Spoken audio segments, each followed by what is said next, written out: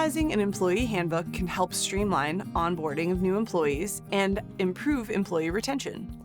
But it can be intimidating for farmers to develop an employee handbook on their own. In this model, we'll cover the basics of developing your own employee handbook for your goat dairy. An employee handbook is an important tool for setting standards within the workplace. The employee handbook is a resource for employees to find rules, policies, and expectations of a company. It can also help an employer clearly communicate expectations to its employees and streamlines the onboarding process. The employee handbook is not a substitute for good communication between employers and employees. This presentation is for informational purposes only and should not be used as a substitute for legal advice on any particular matter regarding your employee handbook. An employee handbook can be a tool to share information with your work team about your farm's history and background, as well as your values and vision for the farm. When employees understand a farm's background, it helps them to understand the organization that they have joined. A mission statement is a short statement that explains what the dairy does and why. You should communicate to customers, suppliers, vendors, and employees why the farm exists and what the farm's purpose is. Mission-driven companies have a 30% higher level of innovation, 40% higher levels of retention, and are leaders in their markets. The mission statement also serves as a guide when making business decisions, which includes HR choices. Job applicants and new employees are often perplexed to read in a job application or employee handbook that they will be employed at will. They are even more troubled when they find out exactly what this language means. An at-will employee can be fired at any time for any legal reason. On the other hand, the employee can also quit without giving a reason at any time. Here is an example of an at-will employment disclaimer from an employee handbook.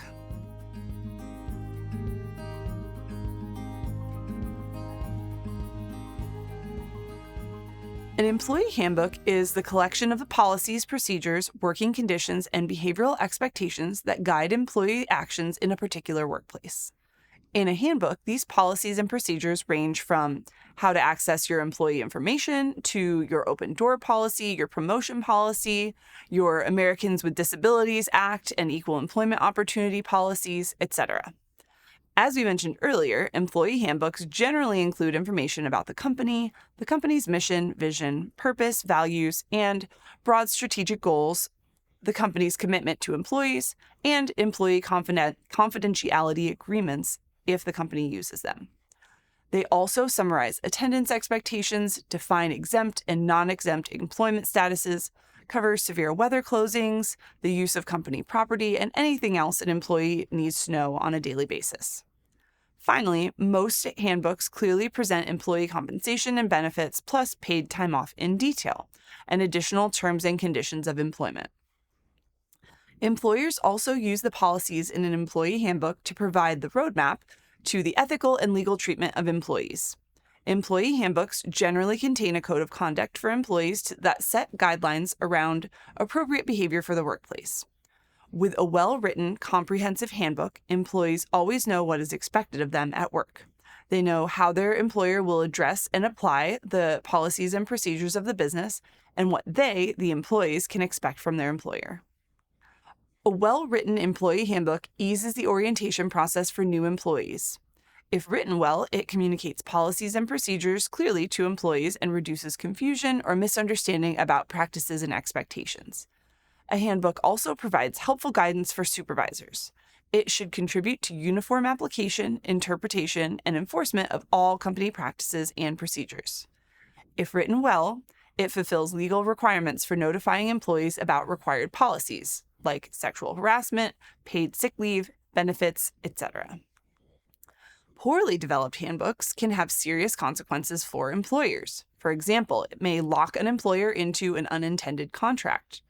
When a company uses an employee handbook, making exceptions can at times be problematic and could expose the company to discrimination claims. It may be difficult to change the terms of a handbook, even when an employer implicitly reserves the right to change language, since mere continuation of employment may not provide sufficient consideration of an employee's rights. The handbook may inadvertently limit actions that an employer can take in circumstances not specifically discussed in the handbook. a comprehensive set of personnel policies can provide easy access to valuable information concerning your company to unintended users of that information, like competitors or labor unions. With the many frequent changes in employment and labor laws, a failure to update the handbook regularly can be legally problematic for an employer. In the face of all these daunting possibilities, here's a list of a few key items that a handbook should contain. First, a prominent disclaimer in the handbook should state that the policies and procedures are not intended to create a contract. This will help to prevent problems with misinterpretation. You should also always have an attorney review your handbook before making it available to employees after updating. Though not required by law, employers should make every effort to receive signed handbook acknowledgments from all employees when first hired and at any time the handbook is updated. The purpose of a signed acknowledgement is to demonstrate that the employee not only has received the handbook, but also is responsible for knowing the information inside of it. Employers that have proof that an employee received the book may find that it becomes critical in legal disputes. Employees sometimes mistakenly believe that by refusing to sign an acknowledgement form, they can't be held accountable for following and complying with the policies and procedures in the handbook. However, this is not the case, as the acknowledgement form merely addresses the receipt of the information and not compliance with the policies. An employer cannot force an employee to sign the handbook acknowledgement. However, if an employee does refuse to sign, consider the following options. Have the employee write, "I refuse to sign acknowledgement" in his or her own handwriting. Or have a supervisor write, "Employee refused to sign acknowledgement," and have another witness sign and date the form. All training should be documented, even if the employee refuses to acknowledge it. Hours and scheduling expectations for each shift, vacation, leave, and sick day policy should be laid out in the handbook. Employees who work 6 or more consecutive hours a day are required to take an uninterrupted meal break of at least 30 minutes away from the work area. However, schedules for meal breaks are based upon the operational needs of the dairy. Breaks are to be utilized consistently for all employees. Employers must ensure that they adhere to all state and federal regulations regarding shift length and break requirements. It must be made clear that employees must make every reasonable effort to notify their supervisor before their regular start time if they are unable to report for work for whatever reason. They must provide reasonable notification and get approval from their supervisor for any anticipated absence from their job. The handbook should also address employees' access to time off from work. Include who they report to and make time off requests to. Be sure to address holidays and religious dates that are applicable to the cultures of your employees. Policies related to payroll, frequency of pay, overtime, payroll deductions, and personal identification of property should be addressed in the handbook, as well as those related to other benefits. Employees may wonder if they will have the opportunity to earn a raise or a bonus. If you offer any benefits, the employee handbook is a place to outline those details. Even benefits such as the opportunity to obtain farm-raised meat or dairy products from your cooperative should be mentioned in the employee handbook. Employees like to know how and when their work will be evaluated, and the employee handbook is a good place to share this information as well. The employee handbook is the ideal place to cover employee conduct expectations, outline workplace rules, standards of conduct, and other information that informs employees what is expected of them. This section of the handbook should answer questions that new employees might ask, such as, what should I wear? Where should I park? Where can I eat lunch? And where are the restrooms?